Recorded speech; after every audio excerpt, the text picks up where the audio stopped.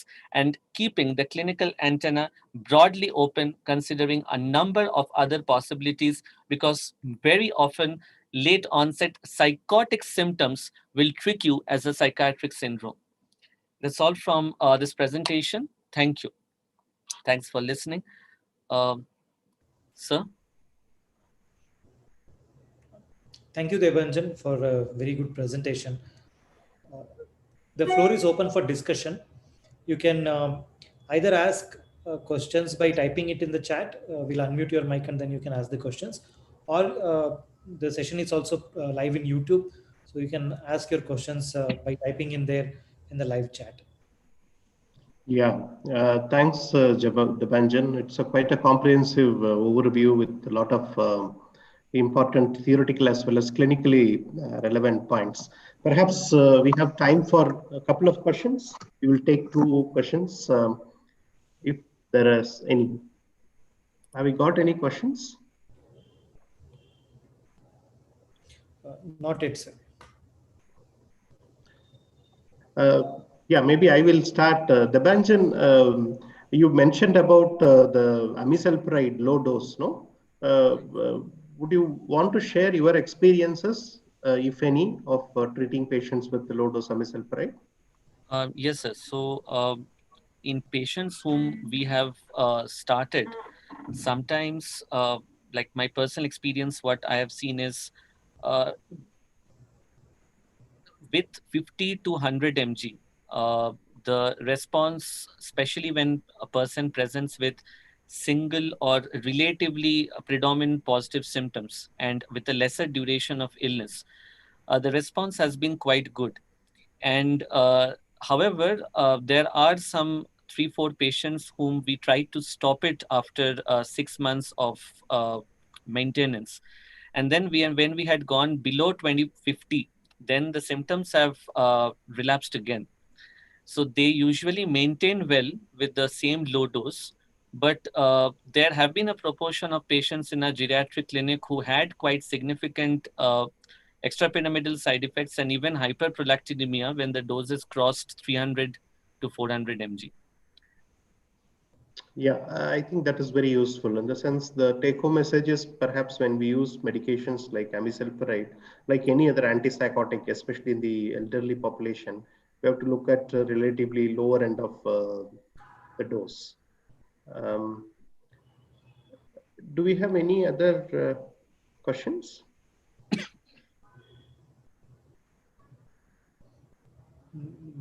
No, sir. Okay, fine. I think your presentation has been fabulous. So it has addressed all the important points and it has given several take-home messages. And importantly, the flow chart that you summarized in the end is quite useful for a clinical approach. Maybe with this, I will stop my concluding remarks. Chetan, you have anything to add? Floor is with the organizer, Dr. Chetan. He will. Somebody has asked a question. Do we have separate criteria for diagnosis? There has been some papers have, for example, this paper by Tampi et al. Mentions a separate, like to propose is a kind of separate criteria based on age and symptoms. But there isn't a validated separate criteria for diagnosis of late onset SCIS. All the studies that have included, or even clinically when we see, I think it is still based on either our ICD or DSM classificatory systems. There is a separate criteria for diagnosis of psychosis in AD and PD, but not a primary psychotic disorder. Right. Yeah, I think we should stick to the the classical diagnostic criteria. There is no compelling evidence to suggest that we should follow a differential or different diagnostic approach towards psychosis symptoms in elderly. So there is one more question. Dr. Ninan, can you please unmute your mic and ask the question? Yeah.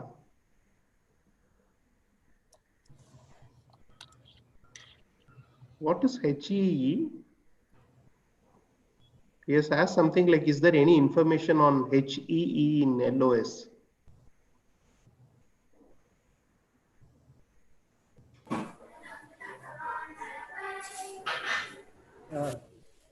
Dr. Ninan, you are unmuted. Can you please ask the Hi, thank you for that. Thank you for the talk. It's a very, very lovely talk.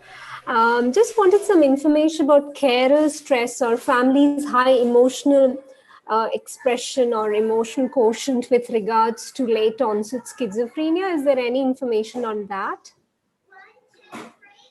Yeah, like when we usually discuss expressed emotions in schizophrenia, I think it's traditionally known as one of the important contributors to the prognosis.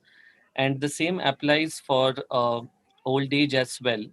So family criticality, over involvement, specifically the thing that I mentioned, that not understanding the diagnosis and ageism, like considering it to be a part of increased age, can lead to different kinds of maltreatment, increase dependency, increase isolation.